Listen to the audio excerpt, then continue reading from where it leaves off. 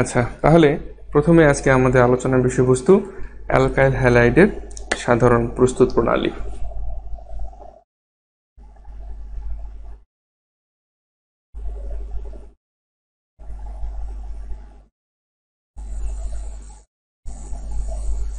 Alkyl হ্যালাইডের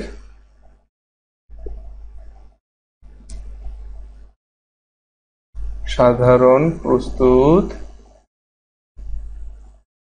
প্রণালী। Alkyl হ্যালাইডের সাধারণ প্রস্তুত প্রণালী। দেখো এখানে মূল টপিকসটা হচ্ছে আমাদের অ্যালকাইল হ্যালাইডের সাধারণ প্রস্তুত প্রণালী। তো এই অ্যালকাইল হ্যালাইডের সাধারণ প্রস্তুত প্রণালীটা বেশ কয়েকভাবে সম্পন্ন করা সম্ভব। আর অ্যালিফেটিক, অ্যালিসাইক্লিক বা অ্যারোমেটিক যে হাইড্রোকার্বনগুলো রয়েছে এদের অণুর এক বা একাধিক হাইড্রোজেন পরমাণু দ্বারা প্রতিস্থাপিত হলে সাধারণত যে যৌগ উৎপন্ন হয় তাদেরকে মূলত আমাদের বলা হয় হ্যালো হাইড্রোকার্বন। ঠিক আছে, অ্যালকেন অণু থেকে একটি হাইড্রোজেন পরমাণু যদি হ্যালোজেন পরমাণু দ্বারা প্রতিস্থাপিত হয় তাহলে অ্যালকাইল হ্যালাইড গঠিত হয়। এবং এই যে অ্যালকাইল হ্যালাইড, এই অ্যালকাইল হ্যালাইডের সাধারণ সংকেত তোমরা সকলেই জানো, তবু আমি একটু লিখে দিই, CnH2n+1 ইন্টু হ্যালোজেন, তাই না? এটি হচ্ছে আমাদের অ্যালকাইল হ্যালাইডের সাধারণ সংকেত। তো সাধারণত এই অ্যালকাইল হ্যালাইডটা আমরা অ্যালকোহল, অ্যালকেন, অ্যালকিন ইত্যাদি থেকে প্রস্তুত করতে পারি। তো প্রথম প্রস্তুত প্রণালীটা হচ্ছে আমাদের অ্যালকোহল থেকে। আমরা একটু দেখে নেই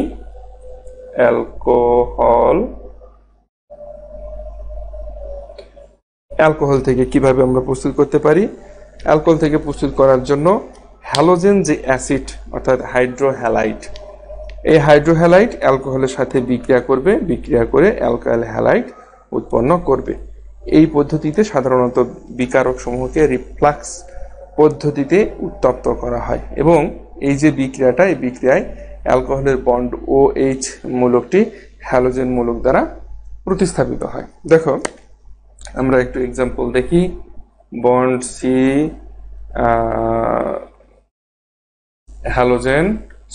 অ্যালকোহল, এটি হচ্ছে আমাদের অ্যালকোহল, প্লাস এটি হচ্ছে আমাদের হ্যালাইড।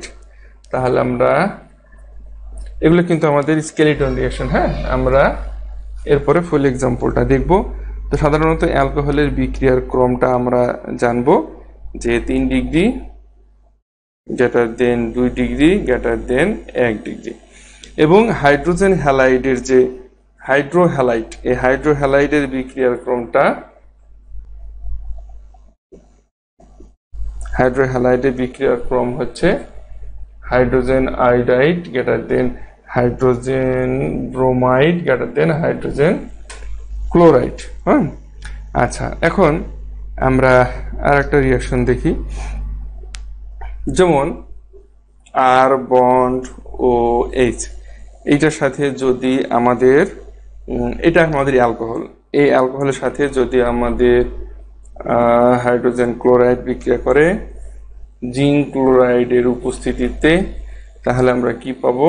আর বন্ড Cl প্লাস পানি পাবো। হ্যাঁ, তারপরে এই অ্যালকোহলের সাথে যদি আবার আমাদের ফসফরাস পেন্টাক্লোরাইড বিক্রিয়া করে তাহলেও আমরা আর বন্ড Cl পাবো এবং H2O পাবো।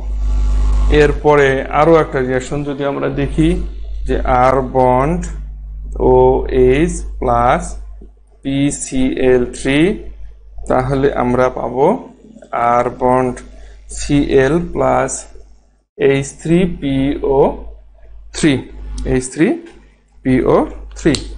তাহলে এখানে আমরা অ্যালকোহল থেকে কিভাবে আমাদের অ্যালকাইল হ্যালাইডটা পেতে পারি তার বেশ কিছু রিঅ্যাকশন আমরা দেখলাম। প্রথমটা আমাদের হাইড্রোক্লোরিক অ্যাসিড দ্বারা, পরবর্তীতে সেটা হচ্ছে আমাদের ফসফরাস পেন্টাক্লোরাইড দ্বারা এবং তার পরবর্তীতে আমাদের ফসফরাস ট্রাইক্লোরাইড দ্বারা। তো এটা গেল আমাদের প্রথম পদ্ধতি, অর্থাৎ অ্যালকোহল থেকে কিভাবে আমরা প্রস্তুত করতে পারি।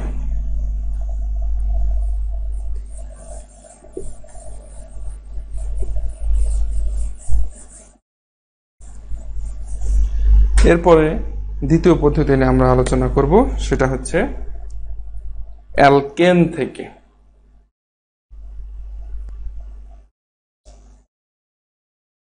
অ্যালকেন থেকে। তো অ্যালকেন থেকে কি করে আমরা অ্যালকাইল হ্যালাইডটা পেতে পারি সেটি আমরা একটু আলোচনা করি। সেটি হচ্ছে, যেমন মিথেন যদি হয় তাহলে মিথেন এর সঙ্গে ক্লোরিনের বিক্রিয়া করলে আমরা জানি এই বিক্রিয়াগুলো অনেক সিম্পল একটা বিক্রিয়া। তাহলে আমরা কি পাবো? CH3Cl, তাই না? আবার যদি এই CH3Cl কে, এটা কিন্তু একটা অ্যালকাইল হ্যালাইড, হ্যাঁ। আচ্ছা, তাহলে আবার যদি এই CH3Cl কে যদি আবার আমরা 400 ডিগ্রি সেন্টিগ্রেড তাপমাত্রায় বিক্রিয়া করি তাহলে আমরা পাবো CH2Cl2। এই CH2Cl2 কে যদি আবার আমরা বিক্রিয়া করি 400 ডিগ্রি সেন্টিগ্রেড তাপমাত্রায় তাহলে আমরা পাবো CH3Cl3। এখন এই CH3Cl3 এটাকে যদি আমরা আবার বিক্রিয়া করি 400 ডিগ্রি সেন্টিগ্রেড তাপমাত্রায় তাহলে আমরা পাবো CCl4 কার্বন টেট্রাক্লোরাইড, এটা ক্লোরোফর্ম। আচ্ছা, এখন তো এই যে অতিবেগুনি রশ্মি, এখানে আল্ট্রাভায়োলেট, হ্যাঁ, প্রত্যেকটাতে ইউভি থাকবে। আচ্ছা, অতিবেগুনি রশ্মির প্রভাবে অথবা 400 ডিগ্রি সেন্টিগ্রেড তাপমাত্রা যে কোনো একটা তোমরা ব্যবহার করবে। এই তাপমাত্রায় যদি আমরা অ্যালকেনকে হ্যালোজেনের সাথে বিক্রিয়া করাই তাহলে আমাদের কি তৈরি হয়? অ্যালকাইল হ্যালাইড উৎপন্ন হয়, যেটা আমরা দেখতে পাচ্ছি। এগুলো হচ্ছে আমাদের অ্যালকাইল হ্যালাইড।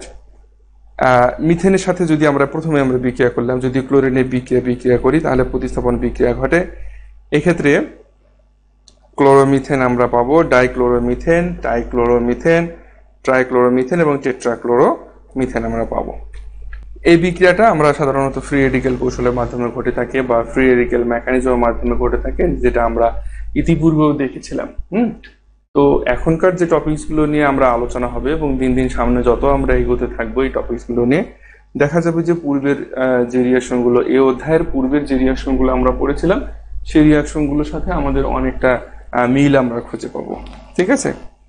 আচ্ছা, তাহলে এটা 2 নম্বর পদ্ধতি নিয়ে আমরা আলোচনা করলাম। এরপরে আমরা আসি 3 নম্বর পদ্ধতি।